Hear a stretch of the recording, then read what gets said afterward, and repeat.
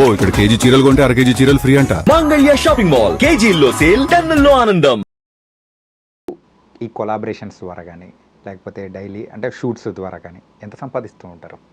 Okay, నన్ను నేను survey అవ్వడానికి వరకు, నన్ను నేను బతికించుకోవడం వరకు సంపాదించుకుంటాను. ఒక 5 లక్షలు అంతేం ఉండదు, అట్లా అనుకుంటారు కానీ అంటే బతికేటోళ్ళు బతుకుతున్నారు నిజంగా.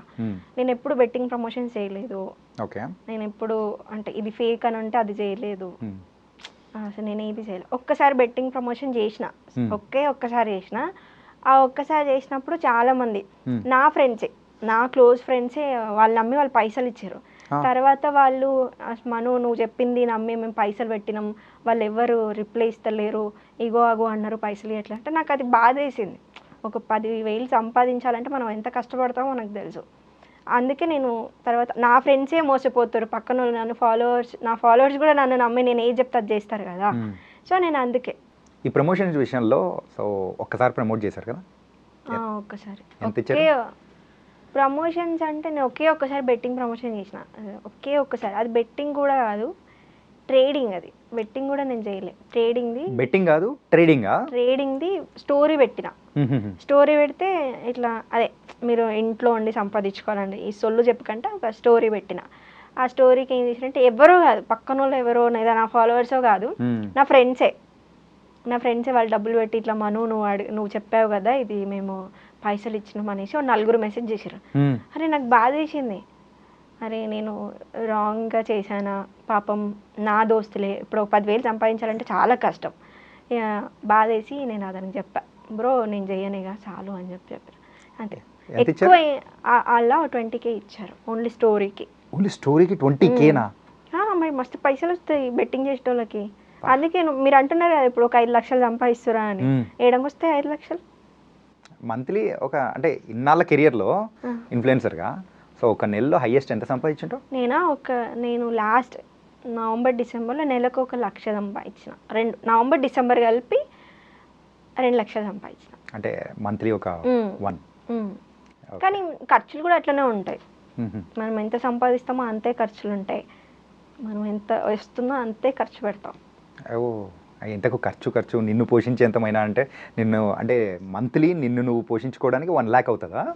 నేను పోషించుకోవడానికి అంటే నేను ఇంటికి పంపాలి కదా, ఇంత పంపిస్తాను ఏముండదు. మా మమ్మీకి ఉంటుంది, తనకు కొంచెం పంపించాలి, నేను ఉంటున్న రెంట్ కట్టుకోవాలి, జిమ్కి కట్టుకోవాలి, లేదా మేడ్కి కట్టాలి, ఉంటాయి కదా. నేను ఎక్కువ ఏం ఖర్చు పెట్టను, అంటే సోది ఖర్చులు ఉంటాయి, పబ్బులో పోయి తాగాలి అలా తినడానికి పెట్టుకుంటా, నాకేమైనా బట్టలు కావాలంటే దానికి పెట్టుకుంటా, వేస్ట్ ఖర్చులు పెట్టాను. వేస్ట్ ఖర్చులు అయితే ఉండవు అనమాట. ఓకే, ఇంతకు మంత్లీ అయితే 1.1. అది అప్పుడు ఇప్పుడు కాదు, ఇప్పుడేం లేదా? ఎందుకు ఇప్పుడు తగ్గిపోయిందా ఏంది? ఇప్పుడు అన్నీ తగ్గిపోయాయి కదా, అందరికీ తగ్గిపోయాయి, నాకు ఒకదానికే కాదు, పెద్ద ఇన్ఫ్లుయెన్సర్స్ కూడా అందరికీ తగ్గిపోయినాయి. ఓకే, బెట్టింగ్ పైన కానీ అందరికీ అన్నీ తగ్గిపోయాయి. ఓకే, మరి సర్వైవింగ్ ఎట్లా? ఓకే, సర్వైవింగ్ అవ్వచ్చు. నేను ఈవెంట్స్ చేస్తాను, హోస్ట్ చేస్తాను, సో అది రియల్ ఇన్కమ్ నాకు. ఎన్ని ఈవెంట్స్ చేస్తుంటాం? మ్యారేజ్, ఓకే ఓకే, అవి చేస్తా, అది రియల్ ఇన్కమ్. ఓకే, సో ఒక పక్క ఇన్ఫ్లుయెన్సర్గా, ఇంకో పక్క హోస్టింగ్ చేస్తూ, ఇంకో పక్క యాక్టింగ్ చేస్తూ, ఇలా 3 పడవల మీద వెళ్తున్నావు అనమాట. ఓకే, నైస్ అప్ప. ఏమో అనుకున్నా కానీ అంత ఈజీ కాదు, చాలా కష్టం అనుకుంటాం కానీ ఎలా అయినా బతికేయచ్చు ఇండస్ట్రీలో అసలు చాలా కష్టం అది. అంటే కామెంట్స్ విషయానికి వచ్చేద్దాం. ఒక అమ్మాయి ఒక వీడియో పెట్టింది అనేటప్పటికి ఒక బ్యాచ్ ఖచ్చితంగా ఒక బ్యాచ్ రెడీగా ఉంటారు రిటర్న్లో వేసుకోవడానికి. మనం ఎంత బాగా చేసినా బాగా చేయకపోయినా కానీ అది రిటర్న్లో వేసేవాళ్ళు ఖచ్చితంగా ఉంటారు, బూతులు యూజ్ చేసేవాళ్ళు. అట్లా అసలు ఘోరమైన బూతులు మాట్లాడతారు. అసలు నా కామెంట్లు ఏంటంటే, నేను ఒక వీడియో అప్లోడ్ చేసిన అనుకో, అది అందంగా ఉంటేనే పెడతా, వల్గర్గా ఉంటే నేను అది అప్లోడ్ చేయ. ఎందుకంటే నా ఫ్యామిలీ చూస్తారు కదా, అది వల్గర్గా ఉంటే నేను పెట్టాను. సో దాంట్లో 90% చాలా మంచిగా రెస్పాండ్ అవుతారు. మనం ఇది మార్చు, అది మార్చు, నెక్స్ట్ స్టైల్ ఇలా చేయి, నెక్స్ట్ ఈ శారీలో రీల్ చేయి, నెక్స్ట్ ఇలా చేయని చెప్పేవాళ్ళు ఉంటారు. ఒక 5% ఆడ ఎందుకు తిడతాడో నాకు తెలియదు, నన్ను కామెంట్లలో చాలా రూడ్గా గలీజ్గా మాట్లాడతారు. ఇక నేను అవి చూసి డిలీట్ చేస్తాను. నేను ఎప్పుడు కామెంట్ సెక్షన్ ఆఫ్ చేయను, చూసుకొని డిలీట్ చేస్తా తప్ప బ్యాడ్ కామెంట్స్ని ఎప్పుడు ఆఫ్ చేయను. తర్వాత నేను కామెంట్కి రిప్లై ఇవ్వడం చూసి చాలామంది నాకు పాజిటివ్గానే రిప్లై ఇస్తారు తప్ప బ్యాడ్గా ఎవరు చెప్పరు. చాలా ఒక 5% అంతే. ఇలా కనెక్టివిటీగా ఉండడం వల్ల వచ్చే యూస్ ఏంటంటావు? ఎవరికి? ఎవరితైనా కానీ కామెంట్స్ పెట్టినప్పుడు అలా అంటే అలా కామెంట్స్కి మనం రిప్లై చేయడం వల్ల అట్లా వచ్చే బెనిఫిట్ ఏంటంటావు? బెనిఫిట్ ఏముంది?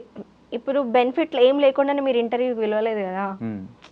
అంత బెనిఫిట్ ఏముందని నాకు అర్థం కావట్లేదు. బెనిఫిట్ ఏం లేకుండానే ఇంటర్వ్యూకి కొంచెం ఫేమ్ వచ్చిందంటే అందరూ అరే ఈ అమ్మాయి కామెంట్కి రిప్లై చేస్తుంది, మనం పోయి కామెంట్ పెడదాం మనకి రిప్లై చేస్తుంది. లేదా నేను దేని గురించి అయినా మాట్లాడేటప్పుడు దేని గురించి అయినా చెప్పేటప్పుడు నేను నీట్గా మంచిగా బుద్ధిగా చెప్తా అంతే. బుద్ధి వచ్చేలా చెప్తావు? బుద్ధి వచ్చేలా చెప్తా. పిల్ల పుచ్చకాయలాగా. నేను ఏమన్నా చాలా ముద్దుగా వాడికి చెప్పినా నేను కానీ అదే కదా వైరల్ అయిపోయింది.